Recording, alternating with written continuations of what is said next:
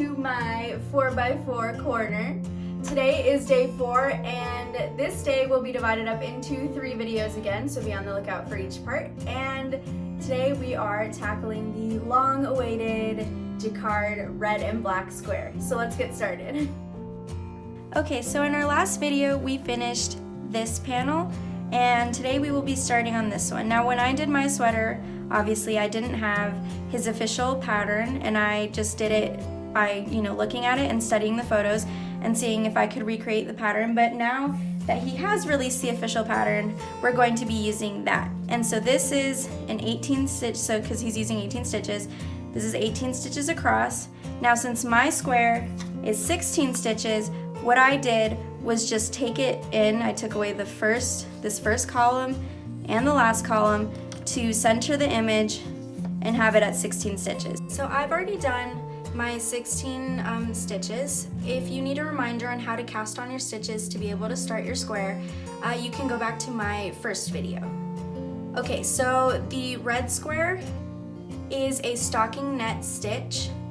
His is a little different, but I did a more simplified version, but it does turn out the same, or the same look.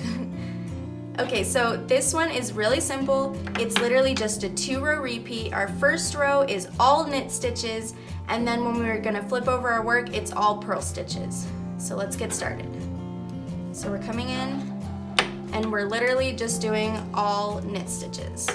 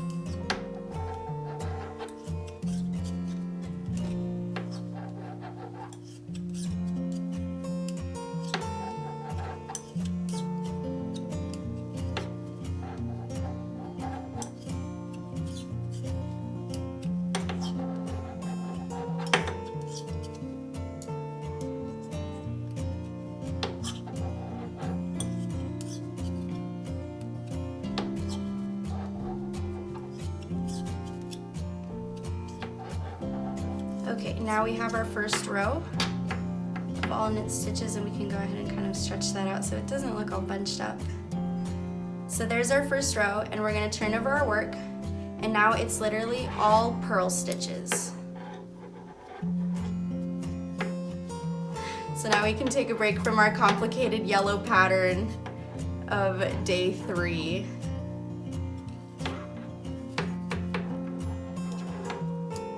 The amazing part is that after this video, you will have learned how to do every single square.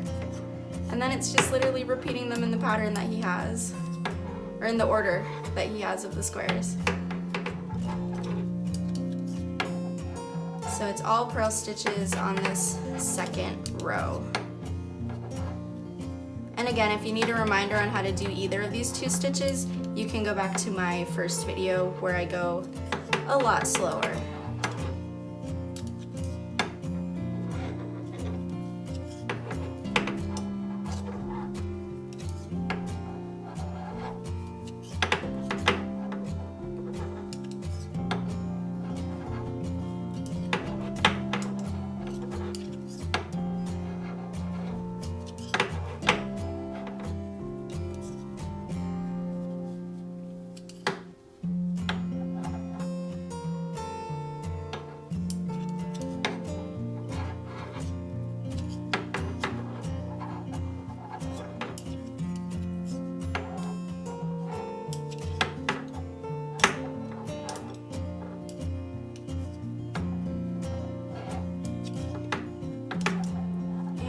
Last purl stitch to complete row 2. And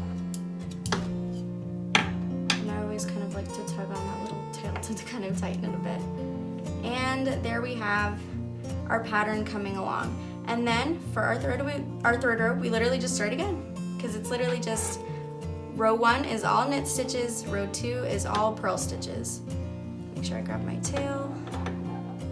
is connected to my yarn ball to make sure that I'm not grabbing the wrong yarn.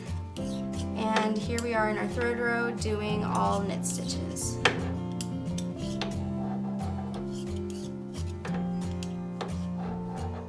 And like I said, this is just a simplified version of what J.W. Anderson did in his original sweater that gives us that same look, but just in an easier way.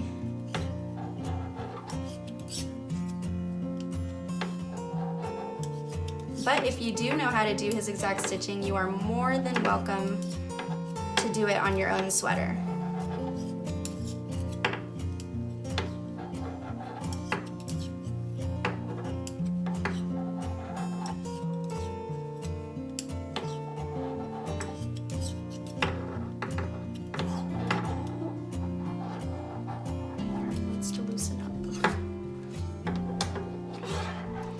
Something that I will tell you about this square is that it does like to curl up, but that's okay because when we go in and sewing our panels, we'll be just fine. Okay, so now we have our almost completed square, and I have 2 rows left. Please keep in mind that this pattern does tend to curl, so if you see that it's kind of curling up on the edges, that's okay. This pattern doesn't lay straight like the other ones, but once it comes time to sew the panels, we'll be fine. And if you're seeing that your pattern or your square looks a little bit stretched out, like, oh, like it's bigger than my square, don't worry. That's what happens when you knit, and when you put your stitches together, when you give it shape, it should be just fine. So now we're going, this is our knit stitch row, and then we're ending on a purl row.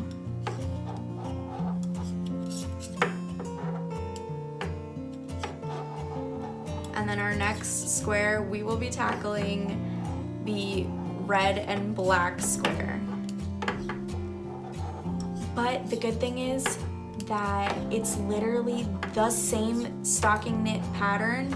It's just that we'll be changing colors throughout.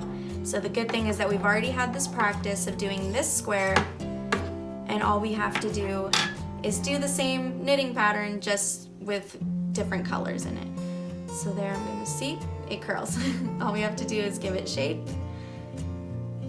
And like I said, when it comes time to sew, it's not gonna move. And it's not gonna stretch out or anything. So now our final row is a purl row.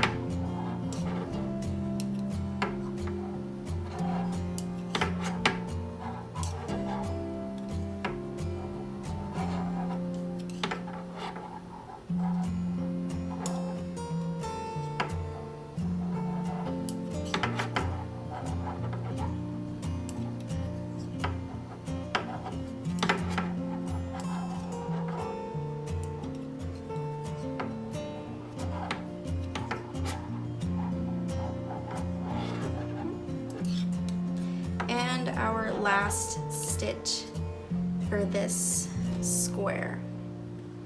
Now I want to show you guys something a little bit interesting about this pattern, is that on the front, I've talked about this before, like the right side and wrong side of the work. So this is our front side where it has kind of that braided row, and then the back side actually looks like a garter stitch.